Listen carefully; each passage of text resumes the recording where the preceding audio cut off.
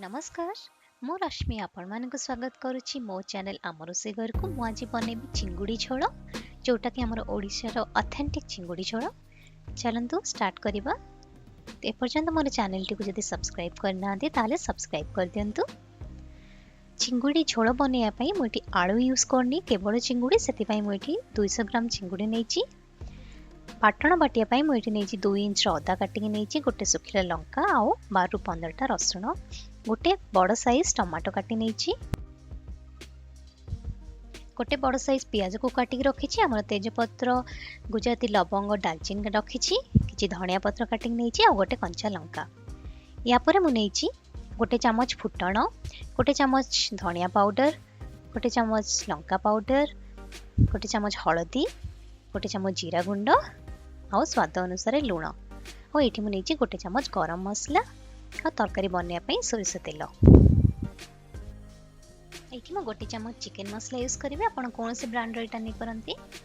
चलते एवं बाटन टा बाटी दबा से अदा रसुण और सुखा लंका को पकईदेली और टिके पानी देकी यहाँ बाटिक नहीं आसची।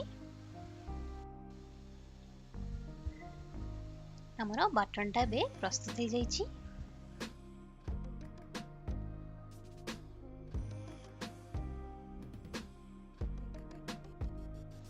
एबे टमाटोटा ग्राइंडिंग करी तार गोटे प्यूरी बनै देली। चिंगुड़ी मैरिनेट करिया को एथरे लूण हळदी पक्के आमे 5 मिनिट रखू। जदि हमर मैरिनेट न करि परचंदी ताले डायरेक्ट एटा पक्के के भी भाजी परिबे। तो एटा को मु आधा मैरिनेट कर दोची। एबे चिंगुड़ी भाजिया पई मु गोटे कड़ाई गरम करी एथरे 2 चामच सोरिष तेल दोची। तेल गरम हे गला परे मु जो मैरिनेट न करथिबा चिंगुड़ी पकई दोची। मुझे अल्प किसी मैरिनेट कर नी से हलदी पाउडर पकई दूची आउ दे दूची स्वाद अनुसार लूण। चिंगुड़ी को आम गोली दबा लूण हलदी भल कि मिसई दबा तापर एटा को स्लो फ्लेम रे भाजीबा 10 मिनिट। लेउटी कि मु आको भाजुथिली 10 मिनिट पर हमर चिंगुड़ीटा पूरा पूरी भल भाबे भाजी जाइछि।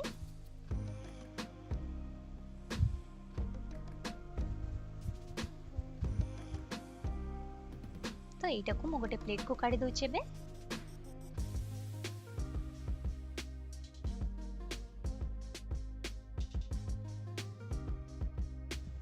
बाकी तक मैरिनेटेड चिंगुड़ी एथिरे मु पके कि ताको बे भाजी दोची।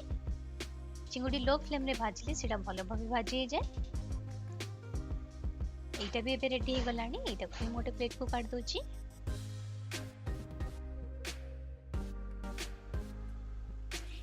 एबे तरकारी बनवाई मुझे 3 रु 4 चामच तेल देदेली सोरिष तेल।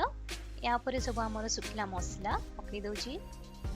तापरे मुझे फुटण भी एथिरे देदेली और एटा फुटणटा फुटी गला परे मुझे कंचा लंका पकई दोची।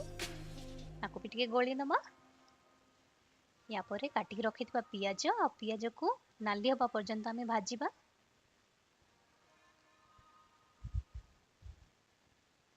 पियाज भाजी हो गला परे मुझे हळदी गुंड दे दोची लंका गुंड और या परे जीरा गुंड आउ धनिया गुंड भी दे देबी।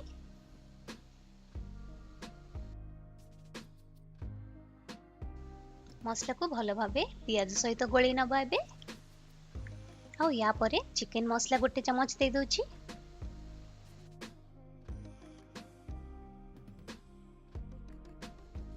एबे आमे एथिरे अदा रसुण बटा दे दबा। मु एथिरे 3 चमच अदा रसुण बटा दोची आउ एथिरे टिक्के पानी भी दे दबा ताकि हमर कढ़ाई रे लागबनी मसला गुडा। ए सब मसला गुडा मिसई देकी आमे बाटण को 5 रु 7 मिनिट स्लो फ्लेम रे एमती जारीबा कंचा बासना जिबा पर्यंत। मसला कसी हे गला परे एथिरे मु टमाटर प्यूरी दे दोची। टमाटो प्यूरीटा नॉर्मली अदा रसुण पेस्ट हेला परे ही दिया जाय। तो एटा को भी एबे गोळी नउची।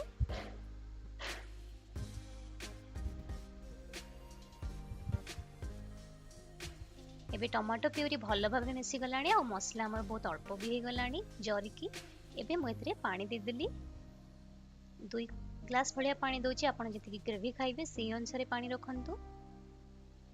आपर स्वाद अनुसार लूण पकई दोची। या पर एठी किछि मु धनिया पत्र पकई देली। नॉर्मली धनिया पत्र फुटी गले यार बहुत ही भल गोटे स्मेल आस्ते। तो एटा को कवर करी आमे 4-5 मिनिट फुटेबा।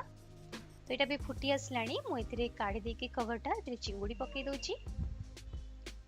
चिंगुडी पकेई देला परे भी आमे याको 5 मिनिट भलो भाबे फुटिया को दबा ताकि चिंगुडीटा भलो भाबे सिझी जिवो। 5 मिनिट परे मु यार कवरटा काढी देबी आ शेष रे 1 चमच गरम मसला पकेई देबी। एथिरे बहुत ही टेस्ट भलो लागे। आ किछि धनिया पत्र।